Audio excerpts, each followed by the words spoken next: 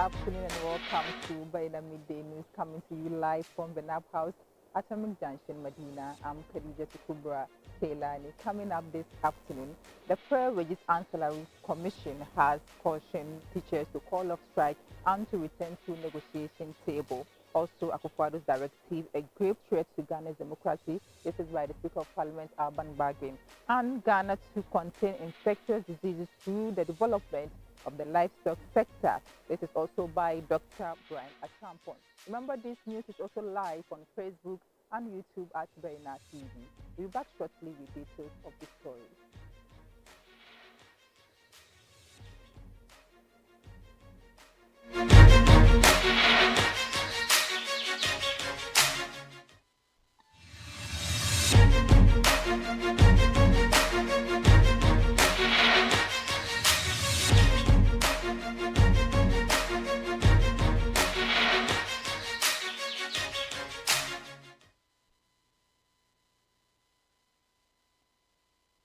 Thank you for staying with us now. Starting off with some educational stories.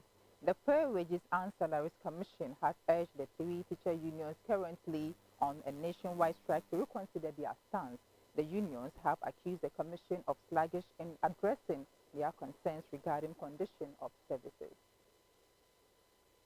However, Engineer Benjamin Atta, the Chief Executive Officer of the Commission, has rebutted these allegations, asserting that negotiations are underway to address the union's grievances. Engineer Atta expressed surprise at the union's decision to strike, noting ongoing negotiations aimed at addressing the teachers' demand. He mentioned that they had recently received funds from the Ministry of Finance to facilitate wage negotiations. Although the ability to spend the funds lies with the Ministry of Finance, the Commission informed the teacher unions about the availability of funds and scheduled a meeting for Thursday. The Commission believes that the strike will cause further delays in the negotiation process, as they were expecting to make significant progress during the scheduled meeting. Mr. Atta said the Fair Wages and Salaries Commission considers the strike unnecessary and urges the union to return to the negotiation table.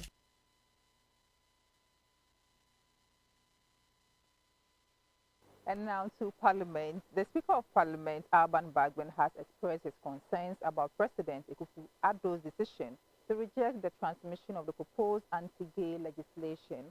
The Office of the President had requested Parliament to refrain from sending the anti-gay bill to President Akufo-Addo for his assent by sending a letter dated March 18, 2024.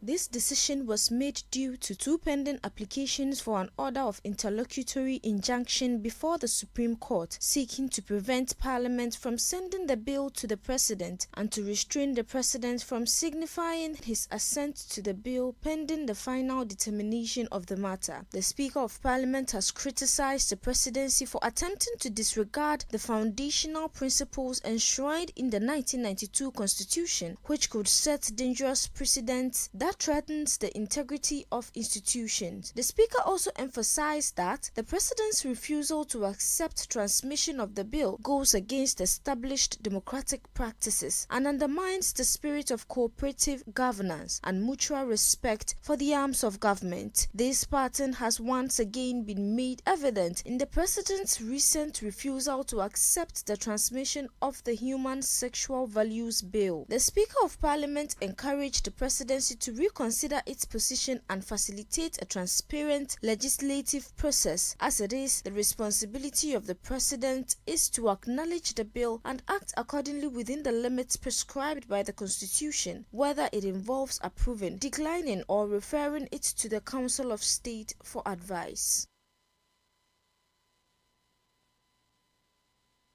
And now in health. A cure for HIV could be on the horizon after scientists eliminated the virus from cells in a laboratory using a gene editing tool known as CRISPR. Researchers were able to target HIV DNA and remove all traces of the virus from infected cells. Working essentially as scissors, the Nobel Prize-winning technology can cut DNA at certain points, allowing unwanted genes to be deleted or new genetic materials to be introduced into cells.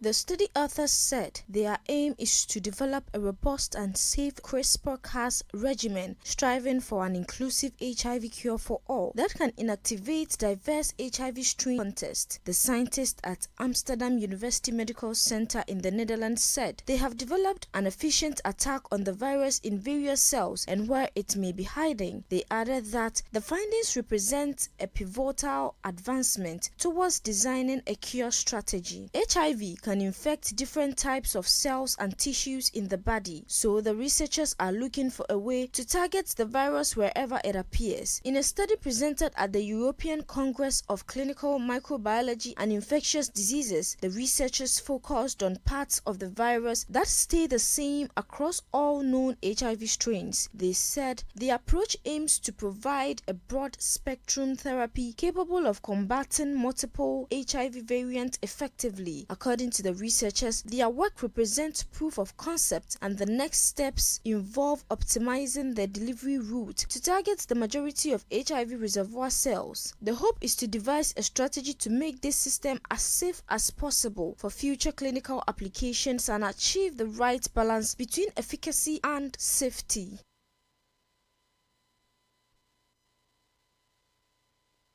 Meanwhile, the Minister of Food and Agriculture, Dr. Brian Echampon, has emphasized the significance of strengthening the partnership between Ghana and the United Kingdom in countering infectious diseases through the development of the livestock sector.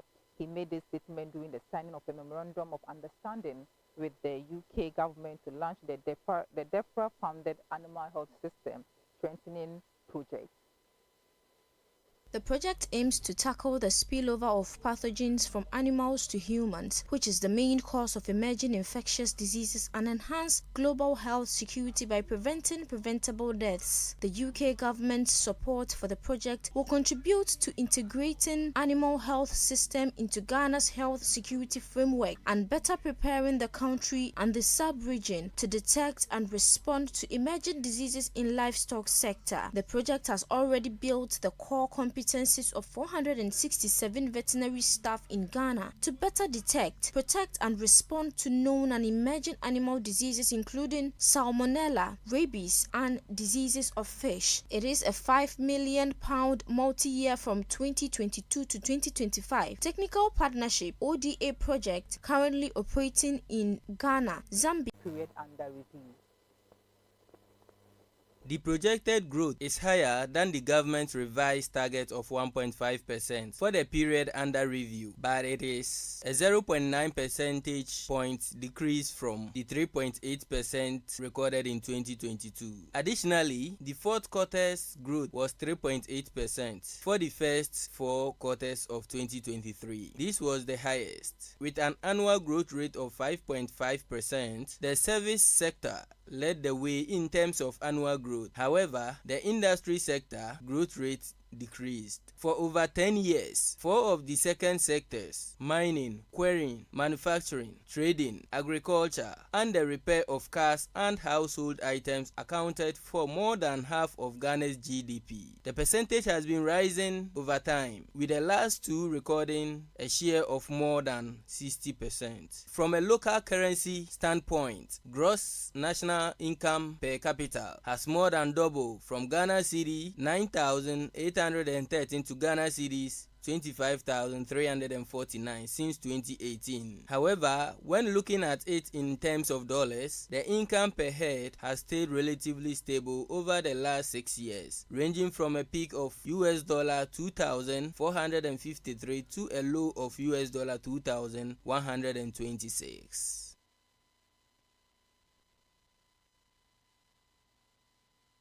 And now in sports, high jumper Rose Amunima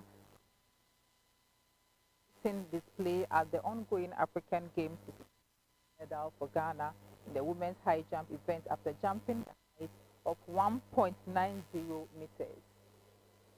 Amwanima, coming into this year's African Games, came to defend a gold medal she won in Morocco 5 years ago. She has been Ghana's shining light when it comes to female high jump events. Her exploit, skills and flair have continually improved. With Amwanima's effort in the high jump event, Ghana's gold medal tally clocks another edition, moving the count from 46 to 47 and also changing the gold medal count from 9 to 10. Putting Ghana on double digits as they join the likes of Egypt, Nigeria, South Africa, and Algeria, who are on double digits when it comes to gold medals. Despite her incredible showings on the African continent, Rose Amwanima is yet to qualify for the Olympic Games. She attempted the qualifying mark of 1.97 meters, but the odds were against her during her third try at 1.94 meters, where she missed the mark by 0.03 meters.